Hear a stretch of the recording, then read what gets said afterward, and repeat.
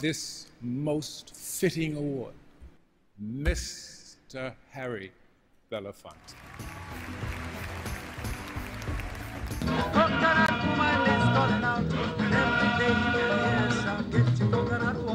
This salutes you as the first artist to have ever sold 1 million copies of a single record in England, and that's not all. The other is for your memorable million-selling Day-O. Day-O, Day-O, daylight come and we want to go home. The group most devastated by America's obsession with the gun. Harry Belafonte has already lived several lives as an actor, a television personality, a movie star, and as a high-profile civil rights activist. I took a trip on a sailing ship, and when I reached Jamaica, I made a stop. The most caught in the unjust systems of justice. And in the gun game, we are the most hunted. From traditional folk music and spirituals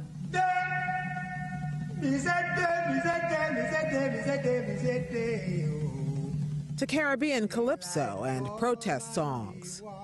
And his activism took him to the front lines of the civil rights movement, marching with Dr. Martin Luther King Jr., lobbying for the release of an imprisoned Nelson Mandela. The river of blood that washes the streets of our nation flows mostly from the bodies of our black children.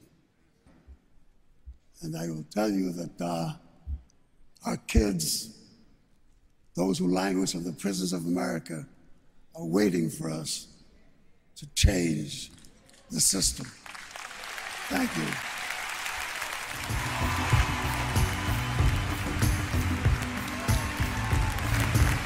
What she is proud to talk about is her duet with Harry Belafonte on her TV special in 1968. While I was singing this song, I just put my hand on his arm, you know. What's wrong with that? Well, the sponsor didn't like it, and he went crazy. He said, no way is my star, that's me, going to touch a black man's arm. Insisted that we did another version of it, which none of us liked. We wanted it to go out the way it was supposed to be, with, you know, the emotion in it. In the end, isn't that the way it went out? In the end, it went out that way because we had the other takes erased. You did? Oh, yeah. Yes, there was no way that we were going to be bullied by the sponsor. I'm sorry about that. You know, that's the way it was supposed to be, and that's the way it was.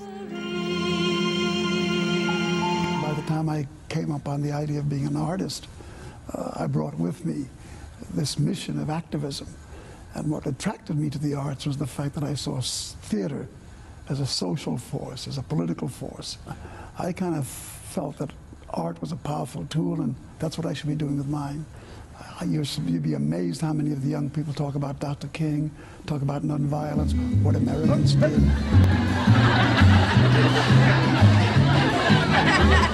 That's ethnic. They shout, their mother tell them, shut up your mouth, that is your daddy. Oh no, my daddy can be ugly, so shut your mouth, move away. Mama look a boo-boo baby, whoop, shut your mouth, move away. Mama look a boo-boo baby.